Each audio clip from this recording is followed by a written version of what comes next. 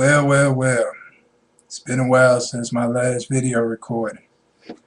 Had a couple of people, wondering what's been going on as far as people that know me personally. Like you hadn't posted nothing in a while. Hey, just curious what's been going on lately. Well, like I said, as always, the busy bee. Trying to make moves, trying to stay afloat like the next person. You know, prophets have ordinary lives like other people, except characters extraordinary when it comes to gifts, extraordinary, but when it comes to lifestyle, ordinary. Some instances, and some instances not so ordinary. But anywho, what's going on, my subscribers, my friends? I guess just stop by us. People just stop by, check out my channel, see what it's about, what's going on with you, and of course have information to share. Actually, two, this will be a separate video segment. One is about love and relationships, and this video segment, this one will be about, and the other one is about current events of the world. So, or what's going on recently. And just a quick, brief one on that is, as you see on the corner on the side of my video, I have recently favorited Texas river or lake turns into blood. So part of prophecy. And also I favored another one where somebody actually has a video with collected articles where different rivers and lakes turn into blood. So just latest trend on prophecy. And with Obama, y'all see everything else falling into play. A lot of stuff I've been speaking about, riots and all that stuff happening all over the world. So just a little brief one on that. So, but that's what this segment is not about. So since this is what this is not about, say that for another one. Love and relationships. Now, I know y'all like, hey, what are you, the love guru or something? We want to hear about prophecy, things going on with the world, stuff like that. You will hear that next segment. But love and relationships is just as important. And the reason why is because you got homosexuality in America. I think it's up to 500,000 couples in this country. I think, close to 500,000. And you see a lot of people who look normal, who look average, going that direction. But it's no excuse. I mean, apparently those are the faint-hearted, or those who give up easily, or highly depressed. But more than likely, it's people who they don't have hardly anybody to talk to, or feel they don't have anybody who they can talk to or they can trust. Or a lot of times when we get depressed, we get vulnerable.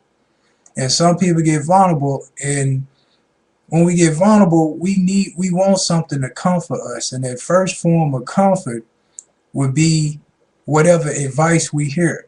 Whether it's good advice, whether it's bad advice, we want some form of comfort. So by being broken and being vulnerable,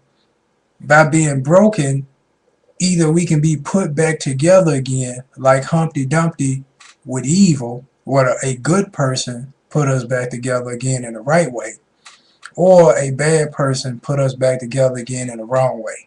So people being brokenhearted and depressed, and the bad person comes along and gives them bad advice, causing them to go in the wrong direction. Of course, Satan using that individual, or the demon getting next to that person who's vulnerable or broken, causing them to go in the wrong direction.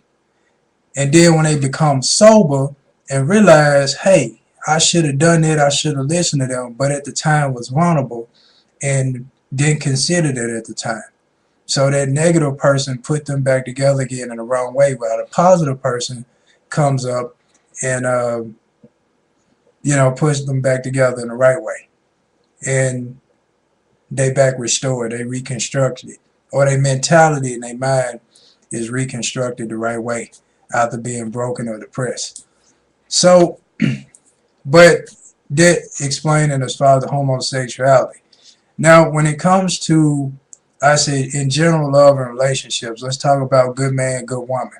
And once again, like I said, talking about this because the reason is wickedness increasing in this world and so many sick people because love is absent out of their life. And if you have love absent out of your life, then yeah, you're susceptible to do anything.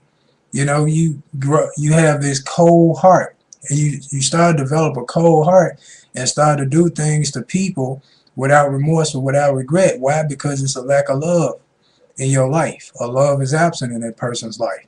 So, but if a person has love in their life, if they go to rob a bank or whatever, if they got a loved one who they care about, they're gonna reflect back on this loved one. Well, I don't want to get locked up for them, or I don't want them to be alone, or I don't want to jeopardize our relationship or jeopardize my life or their life by messing up my life. Because how well I do in my life determines the destiny or future of their life. And I don't want to knock a hole in a confidence by being a poor role model. So whether it's a mom, it's a dad, it's a cousin, a big brother, big sister, whomever. So that's why I say if a person has love in their life and going out doing stupid stuff, they're going to yield from it. They're not going to be so quick to jeopardize their love for another person or jeopardize that person's love for them.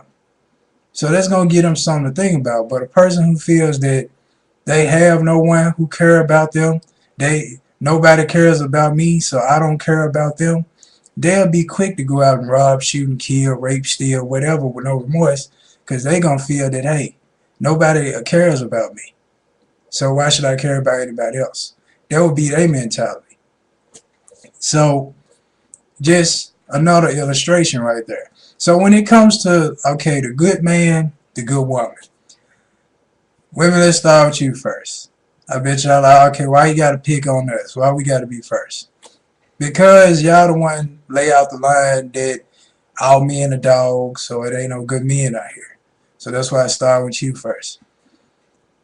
In general, let's see. Let me look up something. Because I got the scriptures open up in front of me. So, in general, well, matter of fact, I had it on the right one. But first, let's start off with in general. Now, as far as when it comes to love itself, in 1 John chapter 4, verse 7, it says, "Dear friends, let us love one another, for love comes from God." Love comes from God. So it's like love comes from God. Everyone who loves has been born of God and knows God. Everyone who loves has been born of God and knows God. Verse 8, whoever does not love does not know God, because God is love. So in order to receive love, both brothers and sisters, men and women, that person has to be godly. Because Jesus, when he came down, he taught love. Not Muhammad, not Buddha, not all these other folks. When Christ came down, he taught about love. And one important aspect that he taught about love was forgiveness, patience, but forgiveness. People that's been married for like 40, 50 years, 30, 40 years, they learned how to forgive one another. I'm sure it's been a lot of offenses down the road. I'm sure it's been a lot of offenses, a lot of bumps, but they learned how to forgive one another. So by learning how to forgive one another, that's what caused them to be together for so many years. So one important aspect, like I said, he taught, was forgiveness. But like I said, love, it said, comes from God. Okay, here we go. Verse 4, 1 John chapter 4, this is verse 17. No.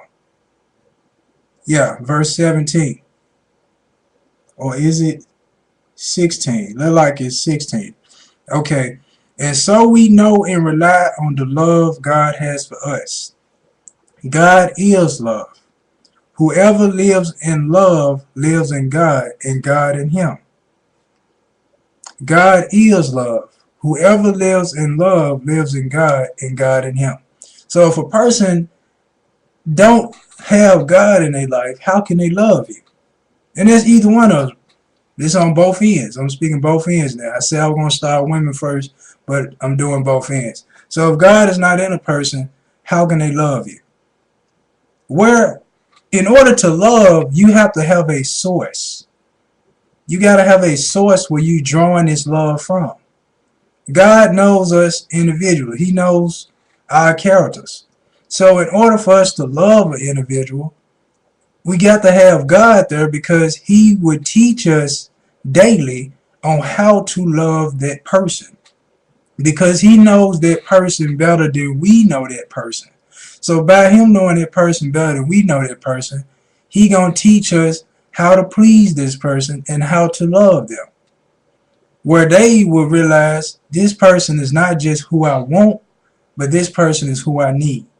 Because they are teaching and showing me a lot of stuff that I really need in my life. So that's why God has to be there because he knows them better. Yeah, we do most of the material stuff. We give roses, we, the out to eat, out to dinner, buy gifts, stuff like that. But God can teach us and show us stuff that we didn't know about or something on a much deeper and profound level, much deeper in understanding. So that's why God has to be there. So this is in general. Now, I said I want to start with the women. So let's get back to that. Now, women, you say you want a good man. Okay. Here's the thing that a lot of y'all missing. I was watching, it's on here, you can look on YouTube where Oprah talks about 70% of black women are single. I know why. You know why? I'm a Madiva. I'm a Madiva. Songs like that. Thinking that you say stuff like all men are dogs, and you think that a good man, your interpretation or majority of your interpretation of a good man is a guy that obeys your every command, and he be tough when you want him to be tough. So he do everything you say and be tough when you want him to be. That sounds like a dog. Obey your every command, sit, stay, roll over, lay down. And then somebody trying to bring harm to you, sick them, go get them. That's a dog. And a lot of women don't realize that. You say, oh, men are dogs, and I don't want no dog. But literally, if you think about it, that's your definition or a lot of women's perception of what a good man is, a dog. Because obey my every command, I want you to do everything I want you to do. I mean, everything that I want you to do. And I want you to be tough when I need you to be tough. Dog. The true reality is the good man is the one that's not going to be afraid to call you out when you're wrong. If you're wrong on something, he ain't going to call you. He going to call you out on it. He not going to flatter you to make you feel good. He going to tell you like it is. You say, oh, baby, how this dress make me look? It make you look fat. I ain't going to lie to you. It make you look fat. You can pick out one better. Hey, we can go to the store, pick out a better dress. Or if y'all at the store and she trying some on, or y'all trying some on, and how this look? No, that make you look fat. I don't think you need to wear that. That's the good man. He gonna tell you like it is. Or if you did something wrong, he not gonna condone your wrong. He not gonna butter you up or flatter you to make you feel like you on this high pedestal when actual reality you not. So it seems like some of y'all look at the good man as the one who builds you a foundation full of lies. Or he builds you a pedestal full of lies. And that pedestal full of lies is he giving you everything that you want to hear, but not everything you need to hear. So that foundation that you up on, that you feeling so high and mighty on, is really a foundation or a pedestal full of quicksand. It's going to end up causing you to sink very rapidly, very soon. Because when you find out that this pedestal or this foundation that he putting you up on is a foundation or pedestal full of lies, it's going to make you sink quick anyways. You're gonna be like, out of all this time, out of all this time, he been lying to me. Out of all this time. So, just something to think about right there. Now, like I said, you got, oh, my computer faded out, but it's back up. So, like I said, you got the him flattering you. I mean, the good guy telling you the truth. He not gonna sugarcoat. He gonna always give it to you direct and straight. While the bad guy that you might consider good, he the one lying to you. He the one flattering you, buttering you up, and you loving it because it's everything you want to hear. But the actuality, the good man that a lot of y'all want is the one that you might find aggravating or that you push away because he not doing everything that you want him to do. He not always in agreement with you. The majority of the times, if it's logical, but see, the good man is for what's always right. He not was for what's wrong. He was for what's right and what's logical, what makes sense. So that's another thing you got to look at as well. Is that if you want this good guy, he gonna always be for the right thing. He gonna always be for what makes sense. So if you doing something stupid, just like the movie Not Easily Broken, with Morris Chestnut and Taraji P. Henson, how when she had her leg messed up, she wanted to use the insurance money to go get a Cadillac truck, to go get an Escalade. And Morris was like, no, that's foolish. We got all these bills and other responsibilities, and you thinking about a Cadillac truck. He was being a good husband. She was blind to see that because of the bitterness and loneliness of her mother, and she was allowing that venom and that poison that was in her mother's heart and mind to get in her mind, causing her to be blind to the good attributes of her husband. As far as him being there, being a provider, and he standing his ground, actually being a man. Meaning, I'm not finna let you get your way all the time. That is the brother or the man who actually being the tough guy like you want. He not being tough how you want him to be, but he being tough how God wants him to be and how he needs to be. Like God wanted Adam to be tough in the garden, saying, no, I'm not finna take this fruit from you. No, I'm not. See, that was Adam's opportunity to be tough right there. Standing his ground for what's right. That's the true tough guy that you all need, but a lot of you don't want. You want the guy to be tough and defending you, fighting you, taking care of you. I mean, which that's actually part of it, the taking care of you. But want him to be tough in the wrong areas instead of the right. So just something to think about on that too. Now on the, okay, I think I covered most of it. But yeah, being honest and all that. On the women, on the men, it's the same way. What men mess up at is the guy might be faithful, because a lot of men going from woman to woman either because of being egotistical or they searching. And that's what it truly is, searching. Because once the guy find a woman he feel he can truly connect with and truly can be with, then he'll let that woman to woman, that player hop and go. Or being a pimp player, whatever you want to call it. He'll let it go because he found the one who he want to be with. But when it comes to the men on our end, it's the guys mess up, they'll get a good woman, right? And probably be tempted by another woman. This other woman probably is turned on or aroused on how faithful and true this guy is to the woman he with. So she wants him for herself. She can't hardly find a man like this.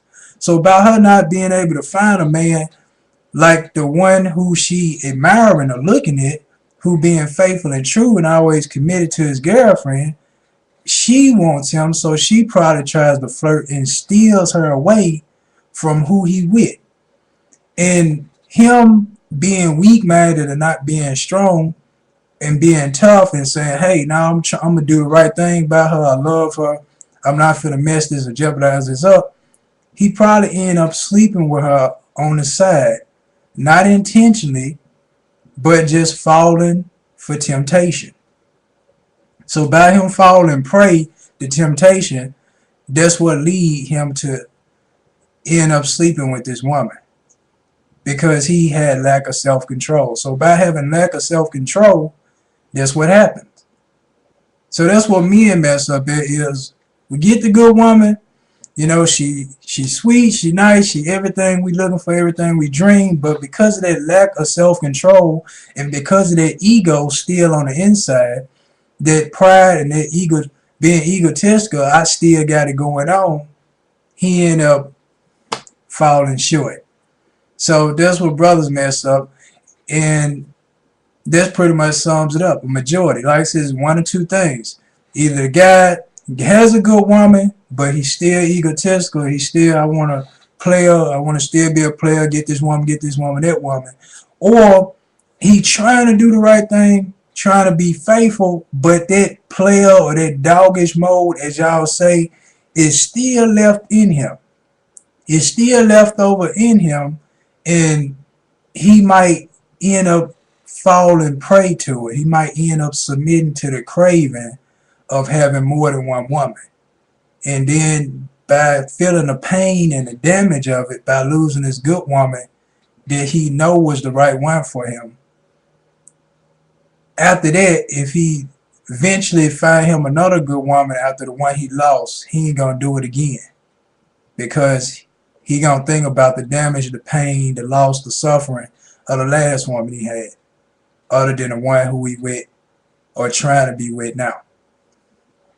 So now, one last thing. Like I said, I see I got a lot more time now, so I guess the people on the account of YouTube, like, hey, he doing a good job, you know, probably enjoying what I'm saying, so I guess keep it up. Now, the other thing was about waiting or finding the good man is in Matthew 25, about the parable of the 10 virgins, as far as with the women. And it's a short story. I'm not going to read it, but you can read it for yourselves. But it's in Matthew 25, and basically in this story, it's about these 10 virgins. They all waiting for their man. They all waiting for their possibly future husband. The wise women was prepared. They was prepared and already trained when he arrived. They had plenty of oil in their lamps. They was expecting him to come at night, but in actuality, they probably didn't know if he was going to come in day or night. But they had plenty of oil in their lamps just in case he came at night. The 5 foolish virgins didn't have as much oil in their lamps. They had their lamps burning mostly all night long, waiting, and then they just cut them off because they burnt most of their oil.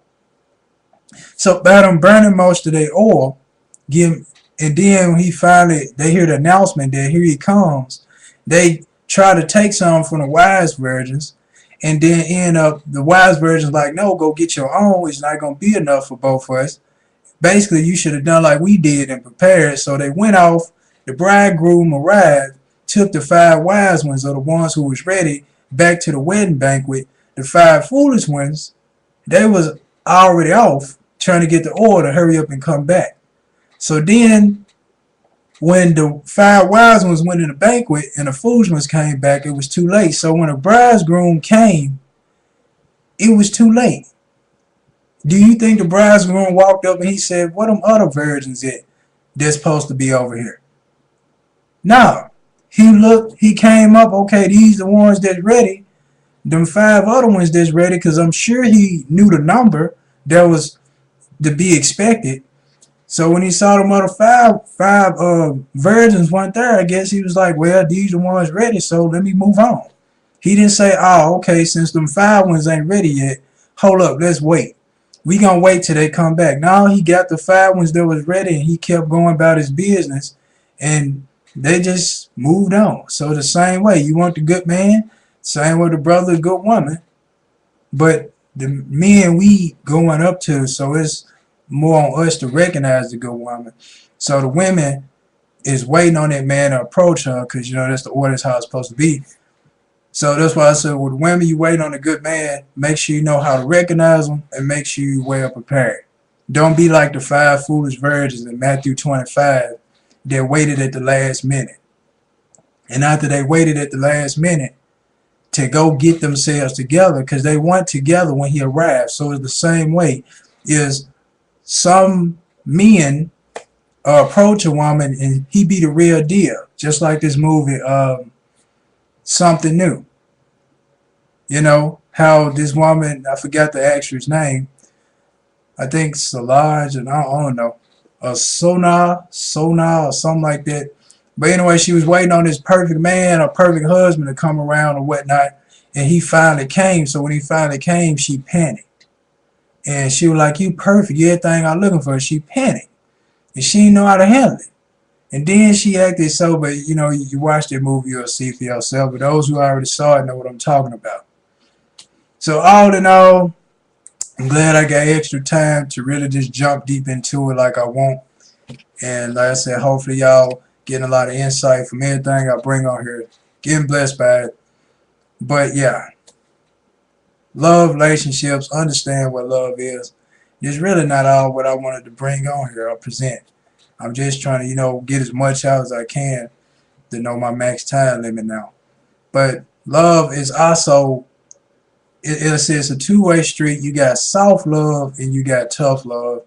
And when a person giving tough love, when they standing their ground, not in agreement with you, not letting you get your way or get what you want, you look at them as being mean. But there's still a form of love. A lot of people think love is just soft and gentle all the time, but there's also tough love too. It's just like a parent. When a parent gives a child what they want, and then, butter them up, kissing them, whatever, spoil them. And then the child becomes disobedient and the parent either whoops their child or punishes them, start taking away stuff that they gave them. That's still love. That's not like it's hatred now. It's like, oh, okay, first mom and dad love me, butter me, give me what I want, but now they taking stuff away from me, so now they showing hatred. No, that ain't hatred. That's still love. It's just love then became stern now. It's tough love. So that's another thing too. You got a good man or a good woman that stand their ground, not letting you get their way with them, or they telling you like it is, they telling you the truth. It ain't them speaking out of hatred or speaking out of discredit a person, but they speaking out of love. But it's tough love. Because it's constructive criticism is exactly what you need to hear.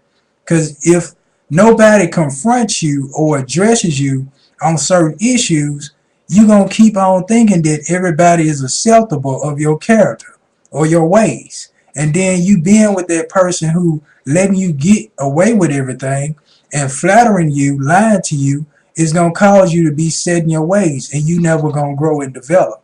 So getting the man or the woman that call you out and confront you and address issues and not, worried about your response or your reaction because they know they telling you the truth and telling you right, that's the one who you need. The one that's going to not lie to you, but the one going to tell you like it is. And when they confront and address you, you're going to be like, well, if you mature enough, you're going to realize I needed it. I appreciate them being honest. And they will help open your eyes to those who being fake around you. Because they the only one being real. They actually calling it out like it is.